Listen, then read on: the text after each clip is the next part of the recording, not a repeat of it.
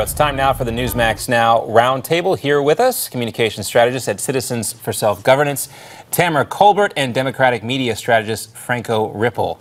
Thank you both for being here with us today. Thank you.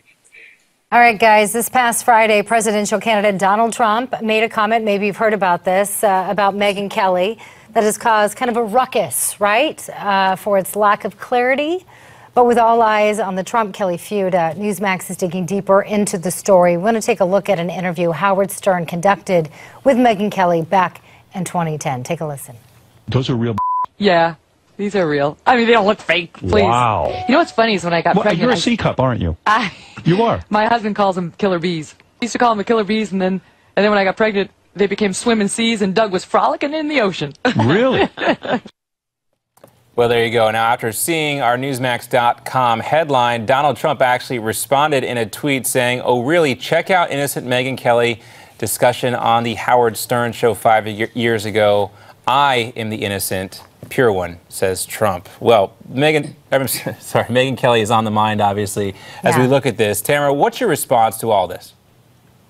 Look, Megyn is in the entertainment industry. She's television news. 5 years ago, she was not really a household name. So anybody who wants to elevate their dialogue and try to generate a connection, any publicist knows that you've got to reach out through national shows. And Howard Stern, I'm not saying I would have advised her to do it, but that's what she did, to get out there and show people a real side of Megyn Kelly to try to create a connection. Well, and we want to show that tweet that she had up. Her last tweet was from August 7th, just saying Ben Carson says he was very pleased with his performance at the GOP debate last night. And that's the last tweet that we've heard from her. So pretty silent on the issue. Franco, what's your opinion about all this? Was Trump just misunderstood? Donald Trump was hardly misunderstood. He knew exactly what he was saying. I find it interesting that, you know, the quality that people seem to love most about this so-called candidate, Donald Trump, is that he doesn't walk things back. He doesn't do the Washington shuffle, as it were. But here he is already from his official campaign saying, well, I meant that the blood was coming from her nose, or I meant it was coming from her ears. He knows exactly what he was saying. And I maintain all along, all Donald Trump had to do to get out of this self-inflicted mess is say, I respect women. And he said that, but it's come far too late and at far too much a cost. Well, you know, what the cost is was kind of yet to be determined. And we saw some recent polls come out today, some new kind of snap polls showing that Donald Trump and his surge continues. Franco, how do you respond to that aspect of all this? Well, I would just respond by, you know, I've said on other programs on this channel and others, Donald Trump is not a candidate for president. He is a sideshow. And the fact that this response about Megyn Kelly came from his official Twitter channel instead of from typically would come from some third party shows that he is not a serious candidate. He's doing this to promote himself. And actually, I think the fact that there are some who would try to attack the Republican Party's golden girl in Megyn Kelly instead of attacking Donald Trump for his statement shows how far the Republican Party and conservatives have fallen. Well, now wait a minute, Franco, because she's not supposed to be the Republican Party's golden girl. She's supposed to be Fox News' golden girl, which Fox News claims to be fair and balanced. I'm sure they do. I claim to be 6 foot on a good day, and that's not true either. So, you know, again, Fox News may be a mouth party for the Republican Party. She's a mouthpiece for Fox News. You can do the math. Tamara, let me ask you, people have been saying this all along, that you shouldn't take Trump seriously. And yet he continues and continues and continues to climb in the polls. At what point do we have to start taking him seriously? He was the big contender on that stage. We should be taking him seriously right now. He's #1. He's jumped in the polls. He's gaining new supporters every single day. But I think Donald Trump does best when he sticks to the facts. Immigration, elevate the dialogue for illegal alien crime in America. Let's talk about serious issues like 56 million women out of work. And if we can have Donald Trump elevating that dialogue, that brings everybody up. But name calling and all of that, that's not just, it's just not presidential. But if I could jump in there real quick, I just want to say it's too bad that Donald Trump, though, is on the wrong side of the facts with the American public. You know, we mentioned immigration. Yeah, more than 2/3 of Americans favor a comprehensive solution to immigration that includes granting some kind of citizenship after, frankly, a painful path towards that with lots of fines and other conditions that have to be met. Donald Trump doesn't oppose that. He's once again on the wrong side of the American people. So I'm glad we brought up that example. Franco, let me ask you this. So at what point does he need to start talking about policy? Like yesterday. Donald Trump is not a serious candidate for a host of reasons. One being he doesn't talk about policy. And I forget which other candidate that it was. It may have been Rick Perry or Bobby Jindal, said that it's one thing to be demonstrative, or it's one thing to say what's on the minds of the American people. It's another thing to be full of blather and bravado and self-aggrandizement. And I think that is absolutely correct. All right. Franco and Tamara, we're going to continue our conversation after the break. Stick around.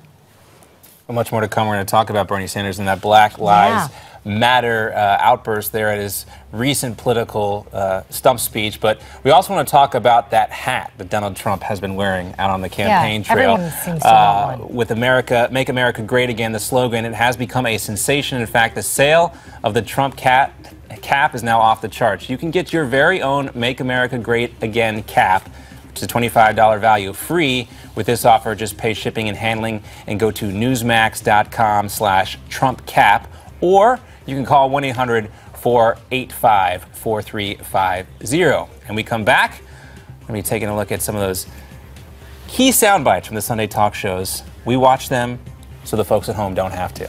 More to come here on Newsmax Now.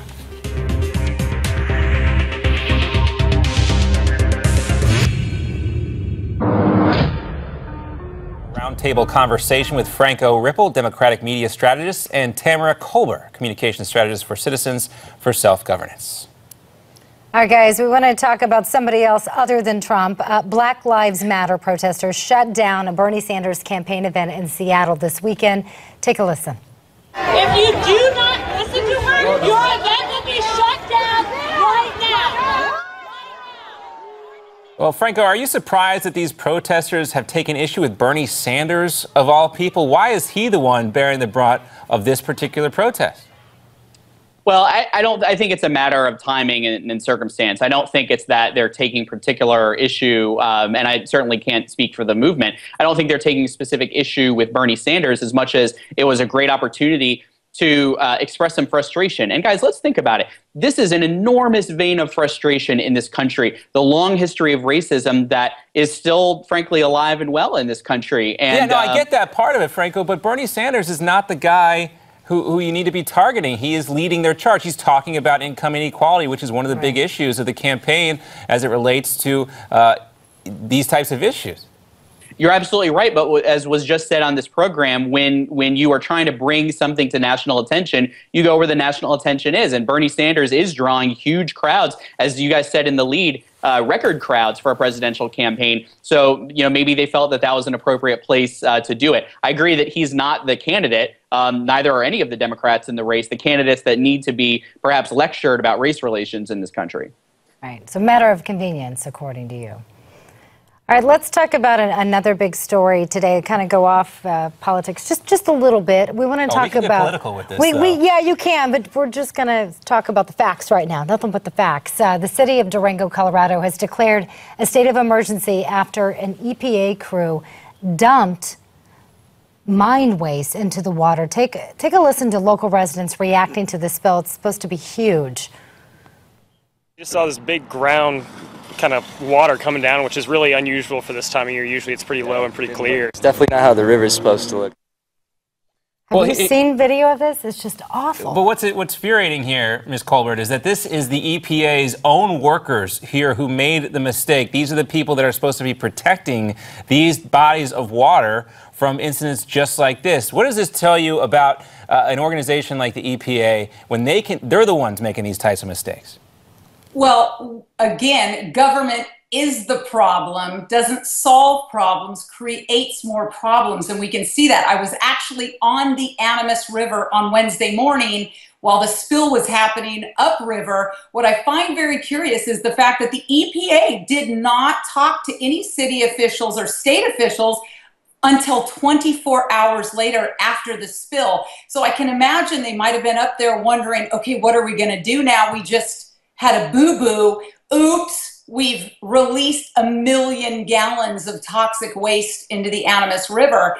I would say this would be something that is better handled with private business. And What I hope doesn't happen is that the EPA tries to blame mining for this when this is actually on the EPA. They need to own this. Yeah, and as we just reported earlier in the show, 3 million gallons spilled. That's 3 times the amount. Yeah, they were supposed to be pumping this into an abandoned well. Somehow they managed to get into the river. But Franco, this comes as President Obama continues to try and roll out more EPA regulations. It cannot look good for the administration to have this type of mix-up or problem here. Well, guys, this is not a political issue. With all due respect to everyone on the other side of this is not a political issue. This is a governmental and administrative issue, and government is not the problem. Let's remember why the EPA is there in the first place. It's to clean up 150 years worth of systematic environmental destruction from the mining industry, which is not a bad industry. It's an industry like any others, and it creates waste. The EPA was trying to do its job, as it's doing in hundreds of mines across the country, and yes, they made a mistake and they owned up to it. But I also want to put this spill in context.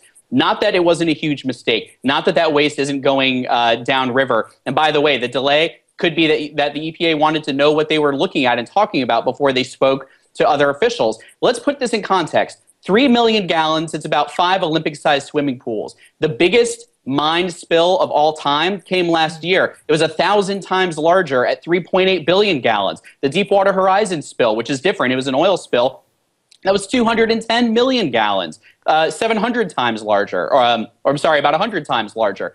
This is not a catastrophically large spill. In fact, they're already monitoring the water right now and finding that it's not to their knowledge yet killing the marine life or terrestrial life. So I think they're monitoring the situation. They are working in concert with state and local officials, and I think they're doing their job. They clearly made a mistake on this one. Well, maybe not political directly in types of issue here, but Franco, you got to admit this does, give you some pause about what's going on over there at the EPA. We do thank you, though, for your time.